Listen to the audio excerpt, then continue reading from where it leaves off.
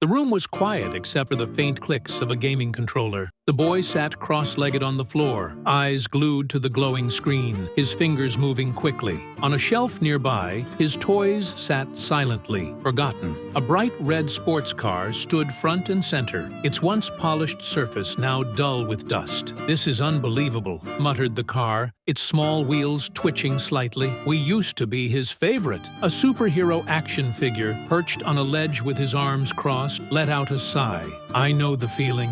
I was the one saving the day. Now, I'm just a decoration." Underneath the shelf, a bat leaned against the wall, its wooden surface scratched and worn. "At least you're up there. I've been lying here under the bed for ages." A soft bounce echoed as a small ball rolled out slightly. "I miss the park," it said wistfully. "The laughter, the sunshine. It feels so far away now." The superhero stood taller, determination flashing in his plastic eyes. "We can't just sit here and mope. He's forgotten us because we've let him. It's time to remind him who we are." The car's wheels spun excitedly. "What's the plan?" The superhero's cape fluttered slightly as he declared, "We'll grab his attention, together. We'll make him see us again." The bat grumbled, "But how? He hasn't looked at us in months." The ball bounced eagerly. "I've got an idea. I'll roll across the room. He'll have to notice me. I'll zoom past him," said the car. "No way he can ignore that. And I'll strike my most heroic pose," added the superhero with confidence. The room was still for a moment, then the plan sprang into action. The ball rolled out first, bumping softly into the boy's foot. He paused, looking down. "Huh? Where did this come from?" Before he could think further, the car whizzed past, circling around him with a soft, playful hum. "Whoa! My car!" the boy exclaimed, setting his controller aside. "I forgot about you." Suddenly, the superhero toppled off the shelf, landing dramatically in front of him with arms outstretched. "Captain Power!" the boy laughed, picking up the figure. "You guys are making a mess." He looked at each toy, a smile spreading across his face. "I used to have so much fun with you all." He glanced back at the gaming console, then at the toys in his hands. "Maybe it's time for a break from games." Moments later, the room was filled with laughter and activity. The boy raced the car across the floor, tossed the ball against the wall, and made the superhero fly through the air, saving the day once more. The toys exchanged silent glances, their plan a resounding success. "We're back," whispered the superhero. "Best day ever," said the bat. Rain poured outside the window, but inside, the warmth of joy and imagination filled the room as the boy played and said, "Sometimes, the best adventures don't come from a screen. They come from the toys that remind us of the joy we once had."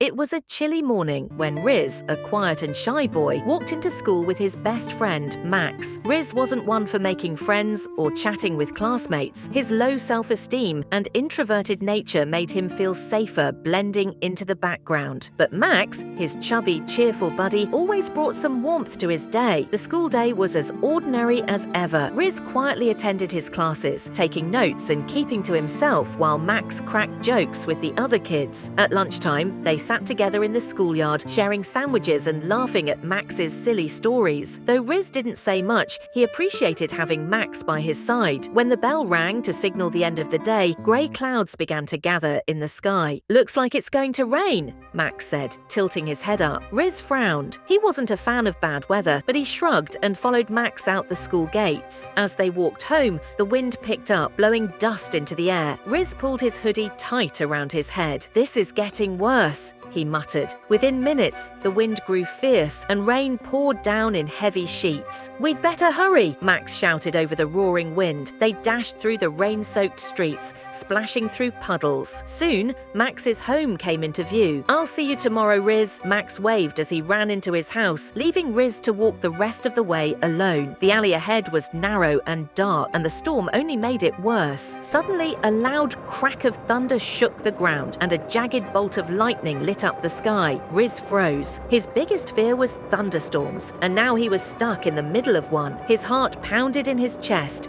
as the thunder grew louder. The rain felt colder, and every flash of lightning made him flinch. He tried to focus on walking, but panic began to take over. "I can't do this," Rizz whispered to himself, feeling tears mix with the rain on his cheeks. But just as he was about to give up, he heard a voice in his head, Max's voice from earlier that day. "You're stronger than you think, Rizz." He took a deep breath. "I can do this. he said softly, gripping his school bag tighter. He counted his steps, focusing on the sound of his feet splashing in the puddles. The thunder roared, but Rizz kept going. As he turned the corner, he saw something that made his heart lift, a small glowing light coming from the porch of his home. His mother stood at the door, holding an umbrella, her face full of worry. "Rizz, you're safe!" she cried, rushing to him. Rizz ran to her and hugged her tightly, feeling warmth and safety replace his fear. "I made it, Mom," he said, his voice trembling but steady. That night, as Rizz dried off and sat by the fireplace with a mug of hot cocoa, he realized something important. Even though he was scared, he had faced his fear and made it through. Maybe, just maybe, he was stronger than he thought.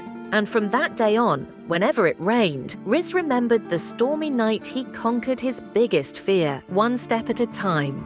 Zak and Joney were best friends who lived in a small, peaceful village near a thick forest. Zak was 10 years old, with curly brown hair and a quick smile. Joney was 9, a little shorter but full of energy, with straight blonde hair that always fell into his eyes. They loved exploring, climbing trees, and playing pretend, imagining they were heroes in great adventures. One sunny afternoon, the boys were playing near the edge of the forest when an old farmer ran up to them, looking very worried.